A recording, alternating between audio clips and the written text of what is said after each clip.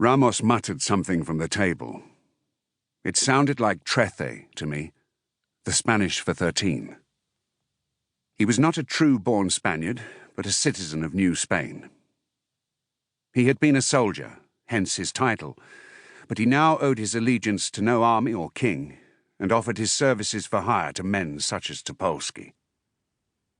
I knew very little about him, for Ramos was a taciturn man, quite the opposite of his boisterous employer.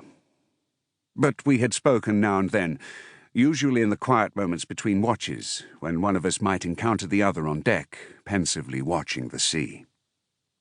Some political or religious difficulty, more than likely the same thing, had forced him to leave the Americas.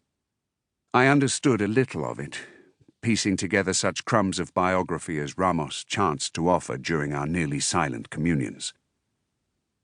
Turning against his father, Ramos had developed sympathies for the independence movement led by the Jesuit Hidalgo. "Better men than I have found themselves before the court of Inquisition," Ramos had confided to me. "But I had the means to leave, and they did not. It does not make me brave, merely astute." Now this softly spoken giant, Ramos said that he owed his size and strength to his mother, who was of Criollo descent, lay on my table, whimpering and foaming at the mouth. I was glad that his face was averted, facing the floor, because I could not have stood to look into his eyes as I began to work the brace.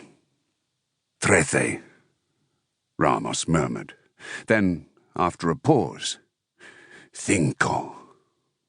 I applied firm but steady pressure on the brace while turning the handle at a slow, constant rate.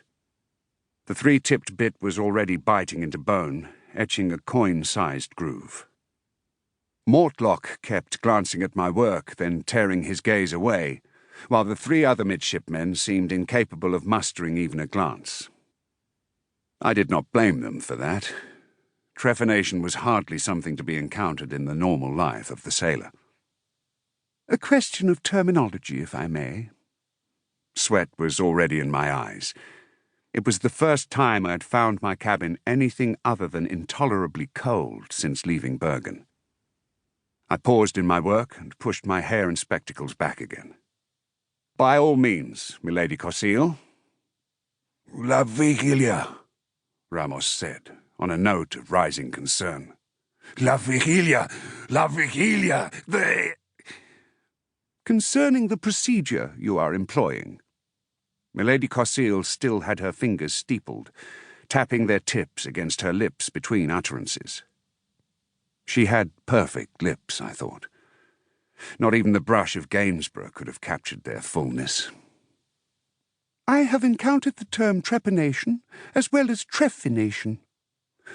Would you presume that the 2 forms are etymologically related?"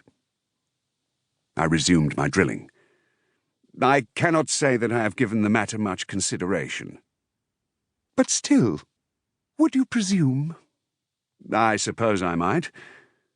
Even with my eyes focused on the drilling site, I still detected Milady Cosile's gleeful response to my answer. She skipped forward, clapping delightedly, her feathers bouncing jauntily before re-steepling her fingers. "Then you would presume incorrectly, Dr. Coade. The 2 forms are etymologically quite distinct.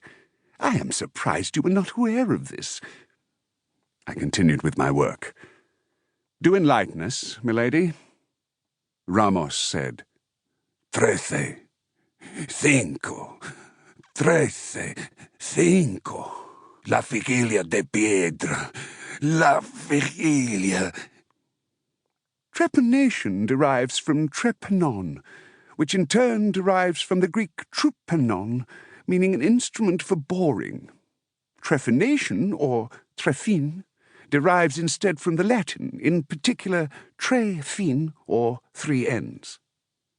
Whether the latter term was first coined by Fabricius ab Aquapendente or John Woodall, a century later, is a question yet to be settled."